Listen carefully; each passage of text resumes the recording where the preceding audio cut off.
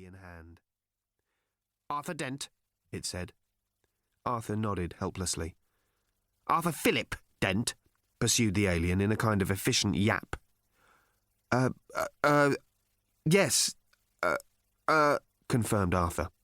"You're a jerk," repeated the alien. "A complete asshole." The creature nodded to itself, made a peculiar alien tick on its clipboard, and turned briskly back towards its ship. Said Arthur desperately. Don't give me that," snapped the alien. It marched up the ramp, through the hatchway, and disappeared into its ship. The ship sealed itself. It started to make a low, throbbing hum. Hey!" shouted Arthur, and started to run helplessly towards it. "Wait a minute," he called. What is this? Wait a minute!" The ship rose, as if shedding its weight like a cloak to the ground, and hovered briefly. It swept strangely up into the evening sky. It passed up through the clouds, illuminating them briefly, and then was gone, leaving Arthur alone in an immensity of land dancing a helplessly tiny little dance.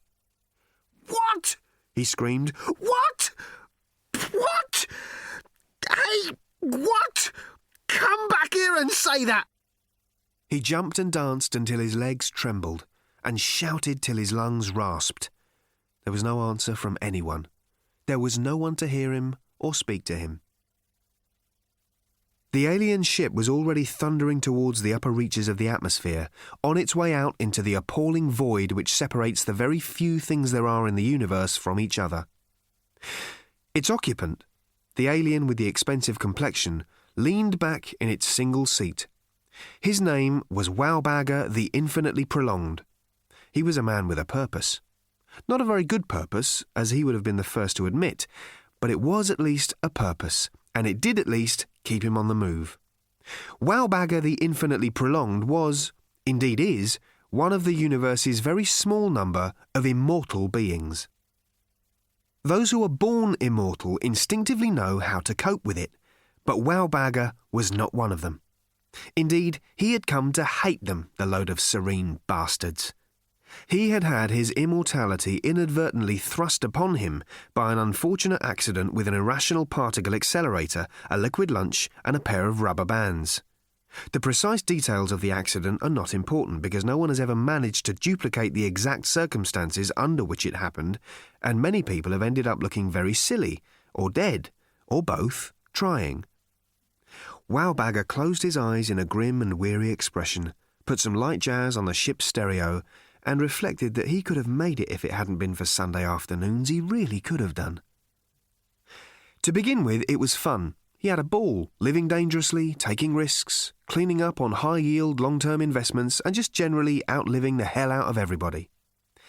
In the end, it was the Sunday afternoons he couldn't cope with, and that terrible listlessness which starts to set in at about 2:55, when you know that you've had all the baths you can usefully have that day, that however hard you stare at any given paragraph in the papers, you will never actually read it, or use the revolutionary new pruning technique it describes, and that as you stare at the clock, the hands will move relentlessly on to 4 o'clock, and you will enter the long, dark tea time of the soul. So things began to pall for him. The merry smiles he used to wear at other people's funerals began to fade. He began to despise the universe in general, and everybody in it in particular.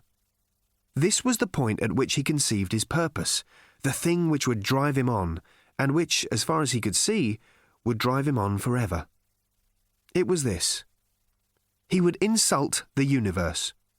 That is, he would insult everybody in it. Individually, personally, one by one, and this was the thing he really decided to grit his teeth over, in alphabetical order.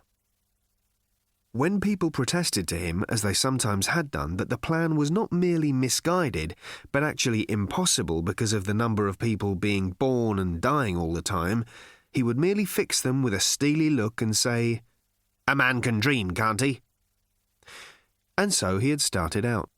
He equipped a spaceship that was built to last with a computer capable of handling all the data processing involved in keeping track of the entire population of the known universe and working out the horrifically complicated routes involved.